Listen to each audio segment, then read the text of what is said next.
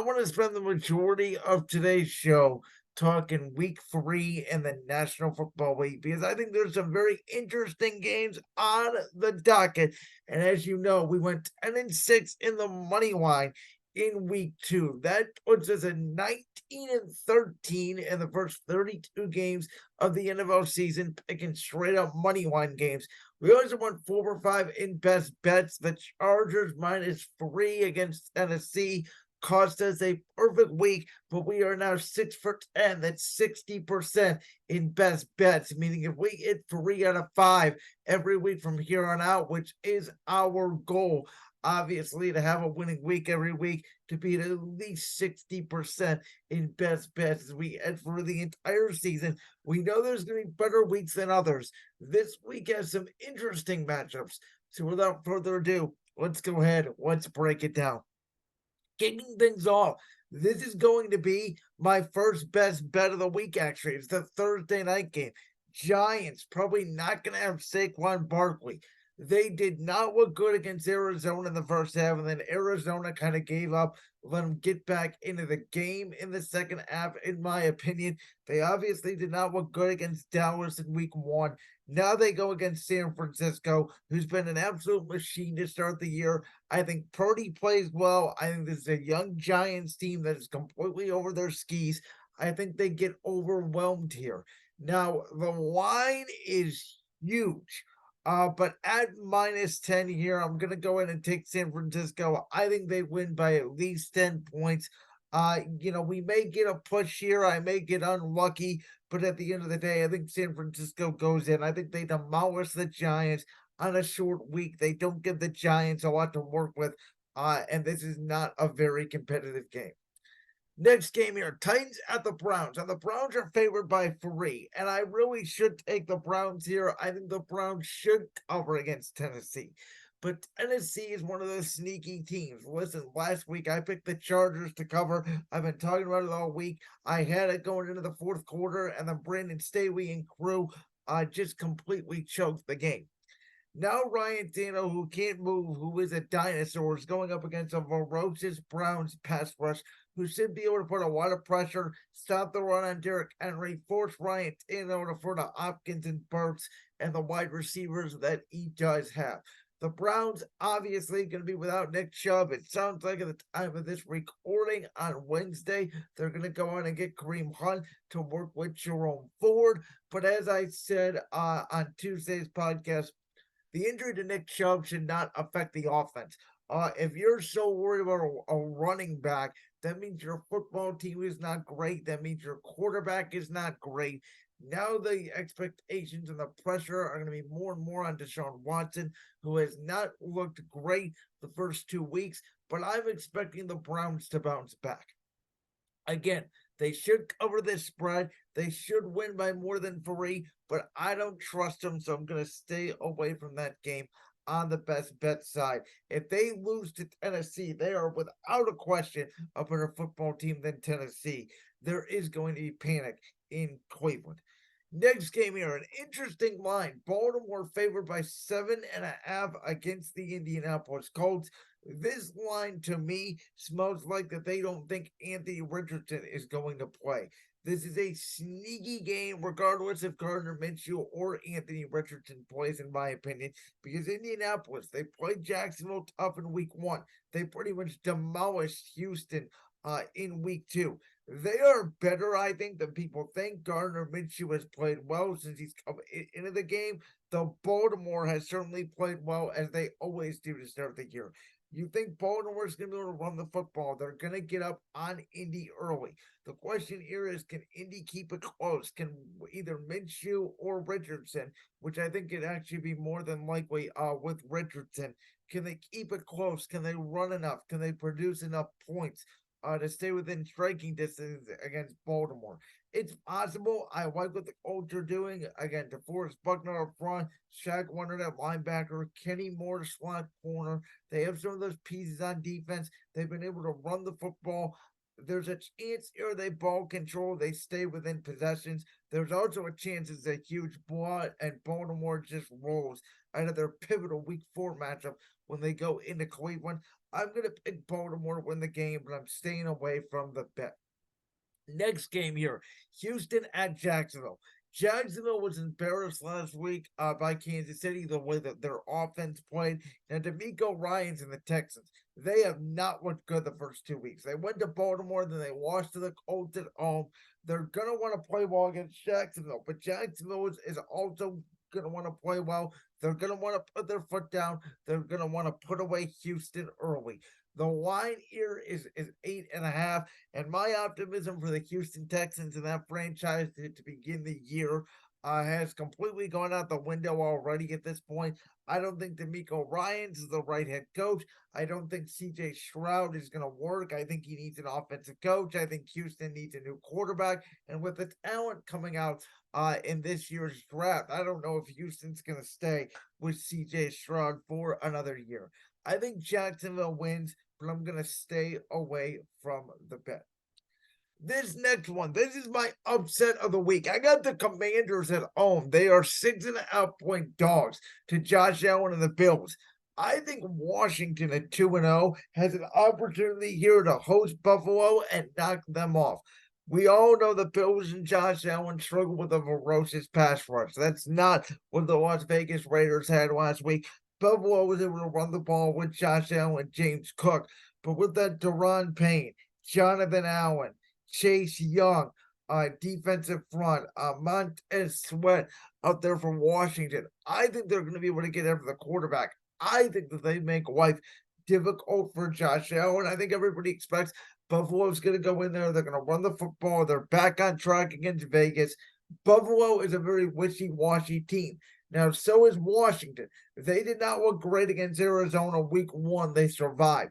They had a terrible first half against Denver, and then they survived. So maybe some of this is against bad teams. You know, they're 2-0. I don't think we think the Commanders are as good as 2-0, but they do have some pieces around them. Obviously, the biggest question with them is with Sam their quarterback. But early in the year, you look, this is a game that's a tricky game on the schedule for Buffalo. I'm not going to bet it because I don't trust my pick here, but I'm just going to go with a dark horse here.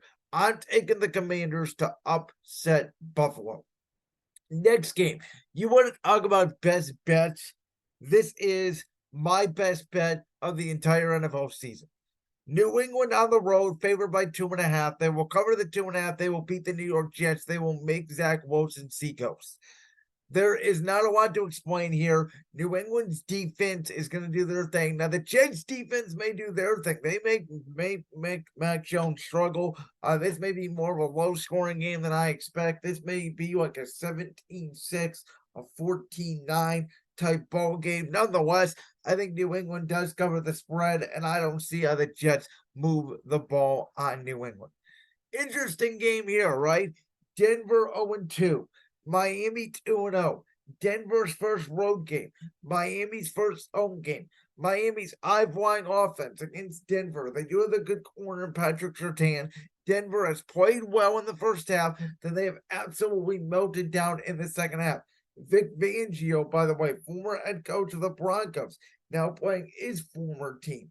There's a lot of interesting aspects here. We know that Denver is going to want to play well for a full 4 quarters. We know they're hearing it.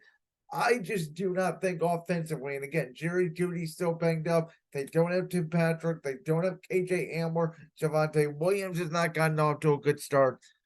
I do not think offensively Denver can keep up with Miami. The line is 6.5. It feels about right. I think Miami's going to win for a touchdown. I don't think that they're going to pull away with this, but I do have the Dolphins winning at home. Next game is a complete stay away. Chargers at Vikings, the two most untrustable teams in football. I'll take Minnesota at home because I trust Kevin O'Connell over Brandon Staley. But the Chargers, we all know, we talked about it forever. They have a defensive-minded coach, and they can't stop anybody. Minnesota can't stop anybody. This is the potential to be a shootout, and it really is going to come down to whoever has the ball last. In this scenario, I think it's Minnesota, who I think the better coaching edges them weight against the Chargers. But they're favored by 1.5, and this is a complete stay away game for me. Next game here, Detroit is at home and they're taking on Atlanta. And Atlanta's 2-0, but they have not looked pretty in either of their wins. The Lions offense plays well. The Falcons defense is not great. And Detroit, after losing that game against Seattle, I think that they're going to come out. I think that they're going to play well. And I think the Lions put up a lot of points, and I'm going to best bet them here. I think they win by more than a field goal. I think they cover the 3.5 here. I think they win by a touchdown. I think they make some key plays, and the Lions go to 2-1 on the season. A very interesting game here. Green Bay favored by 2 at home against New Orleans, who, even though, again, they're 2-0, a lot like Atlanta, has not looked good. Derek Carr has not looked good. The Packers' defense has looked good in spurts, and Jordan Love, up until the fourth quarter last week against Atlanta, played really well. Sounds like Green Bay is going to get Aaron Jones back. That'll be a big help in the run game. Potentially Christian Watson, David Bakhtiari as well. I don't trust Dennis Allen. Derek Carr struggles on the road. I think Green Bay puts a lot of pressure on New Orleans. And at the end of the day, I think both these teams are 2-1 at the end of week 3. Green Bay wins. I am not betting the game. This is a weird one here, right? Carolina at Seattle. I was high on Carolina to start the year. I thought Frank Reich, Bryce Young would be a perfect combination. They just need a year to get more weapons. Now I think they need to run the ball out with Miles Sanders, Chuba Hubbard, use Aiden Hurst, get the ball out of Bryce Young's hands very quickly, do what you need to do. But ultimately, Carolina's secondary is good. I think it's very hard to beat Seattle in Seattle for a very young quarterback in Bryce Young, who's going to struggle with the noise. Weird line here of 5.5. I'm not going to bet it, but I like Seattle to win the game. This next one, I'm not in favor of taking 2 huge lines, so I'm not going to take Dallas against Arizona. You never know. Arizona could have a good first half, and potentially cover. But Dallas should destroy Arizona, who we all know is tanking for Caleb Williams. Bears at Chiefs. I was thinking real long and hard about taking Kansas City minus 12.5, but I think there's better value on the board. I'm not going to do it. But Chicago, let's be honest, Chicago is not a great football team. Justin Fields is a defensive-minded head coach. He has an offensive coordinator, Luke Getsy, who is not getting him in the right system. Justin Fields is not seeing the field, and Kansas City's defense is young, fast, and vibrant. And Mahomes, even though they have struggled offensively for the first 2 weeks, they got back on track. The touchdown to Kelsey in the second half against Jacksonville. I think Kansas City looks real good here. Chicago does not look good at all. They don't look well coached. Again, Eberflus for a defensive coordinator. They're giving up yards and points all over the place. This feels like, to me, the potential of Chicago trading Justin Fields in the offseason, getting a new offensive-minded head coach, tearing it down, and going for one of the generational prospects in this year's NFL draft. Okay, so I have 3 best bets so far. Here's my 4th. Pittsburgh, again, plus 2.5. You're just giving Pittsburgh. They've been dogs by 2.5 points every single week this year. I've taken them both times. I've taken them again against Vegas, who their defense is not very good. Najee Harris looks slow and unexplosive. They don't have a ton of talent when Deontay Johnson is outside of George Pickens on the outside. But against a Vegas pass rush that is not that good, Kenny Pickett should be able to have time. The offense should be able to move. Pittsburgh should be able to take apart the Raiders. I think this is a coaching mismatch as well. And usually, again, I'll take the offensive coach over the defensive coach. Not in this scenario when it's Mike Tomlin against Josh McDaniels. And then Steelers pass rush going up against that piss poor Las Vegas offensive line. I think TJ Watt and co dominate. They get to Jimmy Garoppolo. I think it's an ugly, low scoring, like 20-13, 23-17 type affair. But I think the Steelers on the road ultimately pull out the victory. My next best bet, Monday night, Philly at Tampa. Now, Philly is favored by 5.5. I like them here. Yes, Baker Mayfield has played well. Yes, the Bucks are 2-0, and we don't talk about it. We like the Bucks' weapons. We like some of the Bucks' defensive pieces. The question with Tampa was going to be the quarterback, and so far Baker Mayfield has played well. But the defenses he's played, Minnesota and Chicago. He has not played against that Philadelphia front with Sweat, Jordan Davis, Jalen Carter, Fletcher Cox, Brandon Graham, Nolan Smith, etc. I think Philadelphia puts a lot of pressure on Baker Mayfield. The last time the Eagles played Tampa was in that playoff game, and Todd Bowles was all over Jalen Hurts. The difference here, though, is the offense is completely different with the addition of A.J. Brown. Jalen Hurts is a completely different quarterback. I think Philadelphia finds a way to move the ball. I think they cover the 5.5, and I'm taking my Eagles here against Tampa Monday night. Now, this next game is the biggest question mark of the week, obviously. Rams at Bengals. We don't know if Joe Burrow is going to play. Right now, the line is Cincinnati minus 2.5. If Burrow plays, I would take this line in my best bet. I would take Cincinnati, but I'm not so sure about it. So I essentially substituted Cincinnati out for Pittsburgh this week. Because if Burrow does not play, the Bengals are in real trouble and they may not make the playoffs.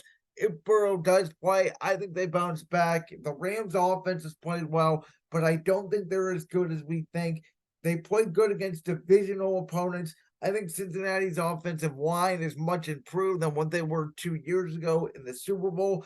Obviously, this is a rematch. I think they dedicate to Aaron Donald. They're going to run the ball more with Joe Mixon. They'll take advantage of that young secondary with Chase, Higgins, Boyd. As long as Burrow plays, I think the Bengals win at home.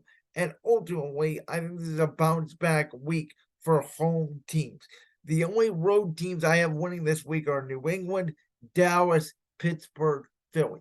So again, my picks: San Fran at home Thursday night, Browns against Tennessee, Baltimore over Indy, Jacksonville over Houston, Commanders over Buffalo, New England over the Jets, Miami over Denver, Minnesota over the Chargers, Detroit over Atlanta, Green Bay over New Orleans, Seattle over Carolina, Dallas over Arizona, Kansas City over Chicago, Pittsburgh over Vegas, Philly over Tampa, Cincinnati over the Rams. And again, that Cincinnati pick may change if Burrow does not play. My best bets for the week: San Francisco minus 10 against the Giants, New England minus 2.5 against the Jets, Detroit minus 3.5 against Atlanta, Pittsburgh, my only dog. I'm taking them plus 2.5 against Vegas. And then Philadelphia Monday night, I'm taking them to cover the 5.5 against Tampa Bay. Those are my NFL Week 3 best bets and money line picks. 19 and 13 first 2 weeks of money line picks, 6 for 10 in best bets. That's a pretty good percentage. Let's see if we can keep it going. Again, some very interesting games on the Week 3 slate this week. Like that clip from the Brands World podcast? If so, make sure you go down there and hit that subscribe button. While you're down there hitting the subscribe button, make sure to also hit the notification bell so you never miss another upload. And make sure you check out all the other clips from the Brands World podcast right here on YouTube.